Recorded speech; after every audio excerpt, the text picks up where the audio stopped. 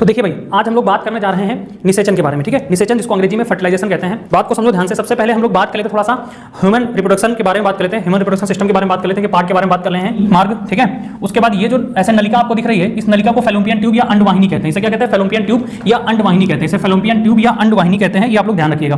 ठीक है, ये बच्चों क्या होता है? ये होता है अंडाशय। ये क्या होता है बच्चे? अंडाशय होता है। ठीक है, लिखा हुआ है यहाँ पे है। ये भी इधर क्या होता है बच्चे? ये भी अंडाशय बना हुआ है। ठीक है, ये भी क्या है? अंडाशय बना हुआ है। यहाँ पे आप लोग ऐसे दिख रहे हैं, झलरी टाइप में ऐसे दिख रहे हैं, मतलब झालर दिख रहे हैं ऐसे ना। ठीक ना, ये झालर दिख रहे हैं। ये झालर जो है इसको झलरी क्यूब कहते हैं। इसे क्या कहते हैं? झलरीदार क्यूब कहते हैं। ये क्या करता है? अंडाशय को, ठीक है, अंडाशय को गर्भाशय से बांध कर उसे जोड़कर रखता है। ठीक है, उसे जोड़कर रखता है। इस चीज को आप लोग ध्यान रखेंगे।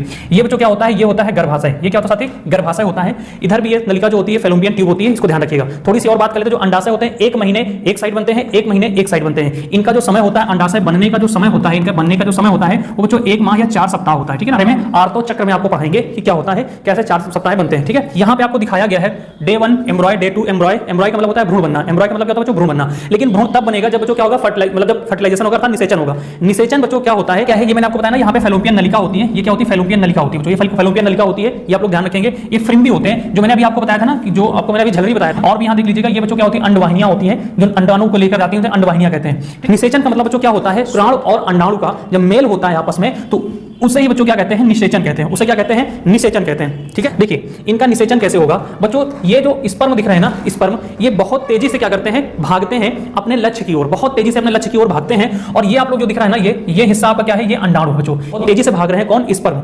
निकलते लाखों की संख्या में है और अंडाणु तक पहुंचते पहुंचते ये सैकड़ों की संख्या, हजारों की संख्या में बचते हैं। ठीक ना, देखिए कुछ यहाँ पर रुक जाते हैं, सब मार्ग होते हैं जो इनको क्या करते हैं? अवरुद्ध कर देते हैं। ठीक ना, जो इनको अवरुद्ध कर देते हैं। ठीक है, अब यहाँ पर आप लोग देख रहे होंगे, ये एक अंडाणु दिख रहा होगा, इस पर आपको 2 चीजें, इसमें स्टार जैसे दिख रहा होगा। ये साथियों क्या है? यहाँ पर निषेचन हो चुका है। निषेचन इस तरीके से हो चुका है कि ये स्पर्म आकर के इस अंडाणु से मिल चुके हैं। आते सैकड़ों लाखों की, हजारों की संख्या में है, लेकिन बच्चे कोई एक अंडाणु से कोई एक ही स्पर्म क्या होता है? मिल पाता है। एक स्पर्म इसमें प्रवेश कर रहा है, किसमें? अंडाणु में प्रवेश कर रहा है। ये अंडाणु का बच्चे क्या है? केंद्रक है अर्थात न्यूक्लियस है, जिसमें जाकर के ये क्या हो जाएगा? मिल जाएगा। तो दोनों के डीएनए आपस में क्या हो जाएंगे? ट्रांसफर हो जाएंगे, एक दूसरे के ट्रांसफर मतलब डीएनए मिल जाएंगे। फिर उसके बाद क्या हो जाएगा? भ्रूण का बनना स्टार्ट, मतलब सारी इंफॉर्मेशन एक दूसरे में ट्रांसफर हो जाएगी। समझ रहे हैं? जैसे दिख रही है संरचना, ये अंडे जैसी संरचना बच्चों क्या होती है? कोरोना रेडियोटा होती है। ये कोरोना रेडियोटा बड़ी जटिल कार्बनिक पदार्थों से बनी होती है, जो कोरोना रेडियोटा पर पहुंचकर कोरोना रेडियोटा में एक हाइलुरोनिक अम्ल निकलता है। ठीक ना, और जो स्पर्म आते हैं, स्पर्म से हाइलुरोनिडेज नाम का एक एंजाइम निकलता है। एक्रोसोम से हाइलुरोनिडेज नाम का एंजाइम निकलेगा, जो कि इस कोरोना रेडियोटा को क्या कर देगा? एकदम हल्का कर देगा। और जिससे क्या होगा? इस अम्ल को पतला, मतलब इसमें जो कोरोना रेडियोटा में हाइलुरोनिक अम्ल है उसको पतला कर देगा,